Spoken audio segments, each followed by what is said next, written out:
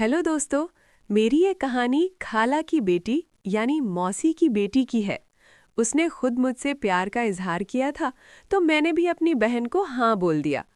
मेरा नाम रिदान खान है। मैं फिरोजाबाद उत्तर प्रदेश का रहने वाला हूँ।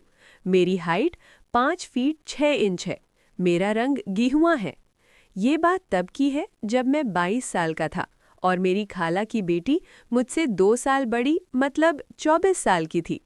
उसका नाम सना है। मेरा मिजाज काफ़ी मजाकिया और खुशनुमा है, जिसकी वजह से ज़्यादातर लड़कियां मुझसे बात करना पसंद करती हैं। मेरी खाला की बेटी भी मुझसे बहुत बातें करती थी। उनका घर हमारे घर से बस 2 किलोमीटर की दूरी पर है। मेरा उनके घर काफ़ी आना जाना होता है। मैं अपनी खाला की बेटी के बारे में बता दूं, उसका नाम सना है। उसकी हाइट 5 फुट 3 इंच है।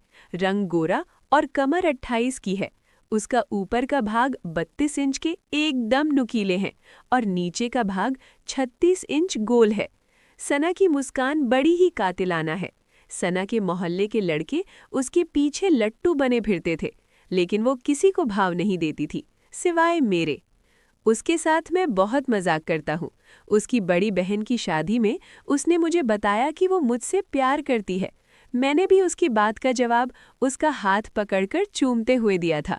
वो मेरे हाथ से अपना हाथ छुड़ाकर भाग गई और उस दिन से हमारी बातों ने नया मोड़ ले लिया था।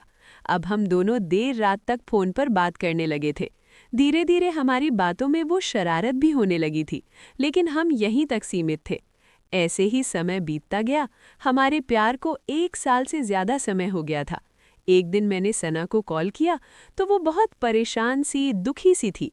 मैंने पूछा, क्या हुआ है आज मेरी सना रानी को? तेरी आवाज आज कुछ बदली सी है। सना ने मुझे बताया कि उसके कॉलेज में एक लड़का है जो उसे परेशान करता है और उसके पास मेरी कुछ गंदी फोटोज हैं जो उस लड़के ने कॉलेज के बाथरूम से ली थी, जब मैं बाथरूम इस्तेमाल कर रही थी। अब वो लड़का मुझसे बोल रहा है कि मुझे वो फोटोज चाहिए, तो उसकी बात मनानी होगी। मैंने पूछा, क्या चाहिए उसे? सना बोली कि वो उन फोटोज के बदले में मेरे साथ वो सब करना चाहता है जो एक शौहर अपनी बीवी के साथ करता है। अब तू ही बता, मैं क्या करूं और किससे कहूं अपनी परेशानी को? ये सुनकर मुझे बहुत गुस्सा तो आया, लेकिन ये वक्त गुस्से से नहीं, होश से काम लेने का था। मैंने सना से कहा, तू परेशान ना हो, मैं देखता हूँ। मैंने सना को शांत होने को कहा और उसे आश्वासन दिया कि मैं सब ठीक कर दूंगा। ये कहकर मैंने उससे कुछ प्यार भरी बातें की, जिससे उसका मूड ठीक हो गया। मैंने सना को रात में कॉल की और कहा, सना, मैं जो तुझसे कहता हूँ तो वही कर। वो लड़का तुझे जहाँ बुलाता है तो वहीं चली जा। सना ने कहा, तू पागल हो गया है रिदान, तुझे पता है तू क्या बोल रहा है? मैं तुझसे मोहब्बत करती हूँ तो उसके पास कैसे चली जाऊं? मैंने कहा, मेरी पूरी बात तो सुन ले पहले सना। वो बोली, हाँ बता। मैंने कहा, तू जब उसके पास जाएगी तो वहाँ मैं भी मौजूद रहूंगा, लेकिन छुप कर, और वहाँ मेरे साथ मेरे कुछ दोस्त लोग भी होंगे जो उसे रंगे हाथ पकड़ लेंगे। सना को मेरा सुझाव अच्छा तो लगा, लेकिन थोड़ा डर भी था उसे। लेकिन और कोई रास्ता भी तो नहीं था हमारे पास। उसने वैसा ही किया।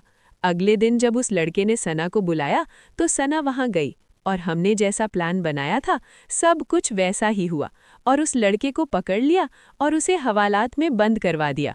उसके पास वो जो सना के फोटोज थे, हमने सब कुछ जला दिए। अब तो सना मेरी और भी दीवानी हो गई थी। सना ने मुझसे कहा, रिदान, तूने जो मेरे लिए किया है मैं ये एहसान कैसे चुकाऊंगी? मैं बोला, तू मेरे दिल की रानी है सना, तेरे लिए कुछ भी कर सकता हूँ। सना ने कहा, रिदान, कल तू घर आ जा, क्योंकि घर पे मैं अकेली ही रहूंगी। अब्बू को अम्मी डॉक्टर को दिखाने लेकर जाएंगी, उनकी तबीयत कुछ ठीक नहीं है, उन्हें लौटने में रात हो जाएगी। ये सुनकर तो मानो जैसे मेरे पर निकल आए हो। मैंने सना से कहा, ठीक है, मैं कल आ जाऊंगा। मैं दूसरे दिन सना के घर गया। मैंने देखा आज सना कुछ ज्यादा ही सुंदर दिख रही थी। उसने लाल रंग का सूट पहना हुआ था, मानो जैसे आज उसकी शादी हो। शादी का तो पता नहीं, लेकिन आज हमारे मिलन का दिन शायद होने वाला था। उसने मुझे अंदर बुलाया। मैंने अंदर इधर उधर देखा तो घर पे कोई भी नहीं था, सिर्फ सना और मैं ही थे।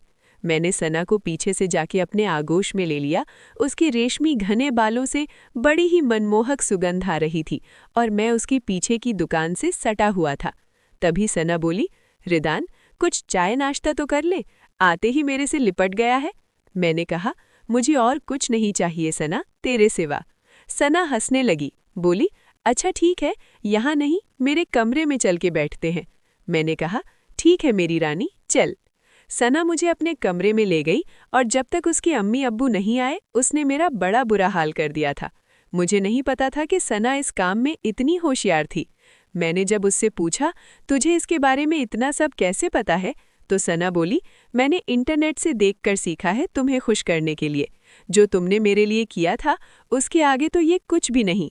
मेरी ओर से तेरे लिए ये एक तोहफा था। तुझे इस तोहफे की जब भी ज़रूरत हो मुझे बोल दिया करना मेरे प्यारे रिदान। दोस्तों, आपको हमारी ये प्यारी सी कहानी को लाइक करें, हमारे चैनल को सब्सक्राइब करें। धन्यवाद।